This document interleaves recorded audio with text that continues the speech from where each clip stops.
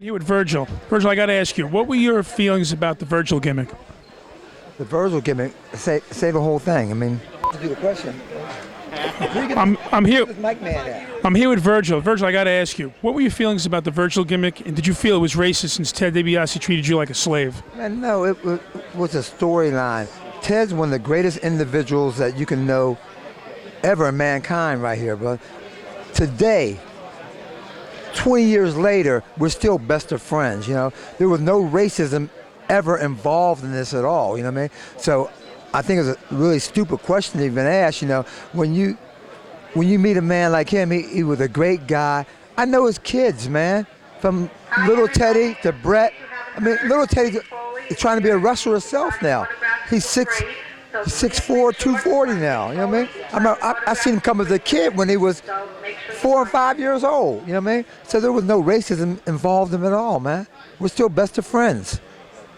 Okay. Missy Hyatt tells everyone that you got your job by showing your ridiculously large penis to someone in the office. How do you respond to that story? I mean, I'm well endowed, you know, but Missy maybe, you know, Missy's out there sometimes, you know what I mean? So you just take that food for thought and just take it to the bank, you know what I mean? I hear that. How do you think TNA is developing as a mainstream competitor to the WWE?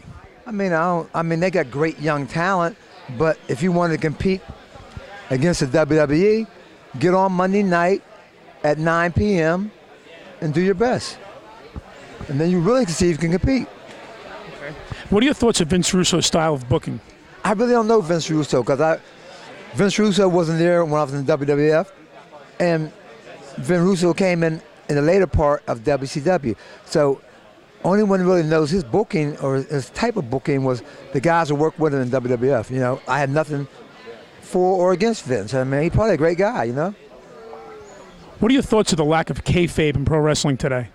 I mean, they changed pro wrestling around. I think kayfabe was the best thing ever for pro wrestling when it gave you that mystique.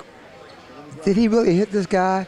Did he really smack that guy? Instead of coming around and saying that, right, well, the match is predetermined, all this, you know, but, I mean, if that gets through commissions, whatever, you know, every man that owns a company got to do what is best for his company.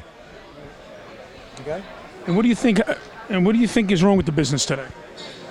I mean, they took the territories away. I think the territories are the best thing ever for the wrestling business, where guys get to learn their trade. I mean, you don't send a plumber out to learn his trade by sending him to a school being an electrician.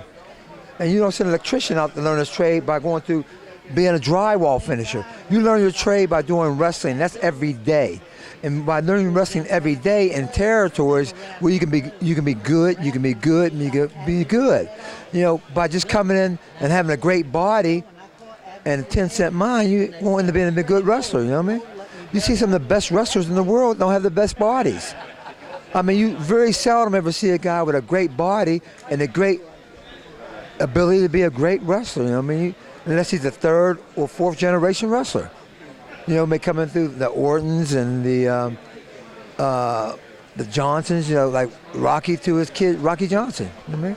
Or to The Rock. And I think by not having the territories, it hurt this business a lot, man. It hurt it a lot, man. But I don't own the company, okay? I got to ask you one last thing. What do you think is a possibility of Virgil returning to WWE or possibly even debuting in TNA sometime? No, it probably won't be. Virgil's a pretty good teacher now, yeah? And he teaches trigonometry and geometry, and he does a good job. Well, Virgil, I thank you for your time. Okay, thanks. Can you dig it?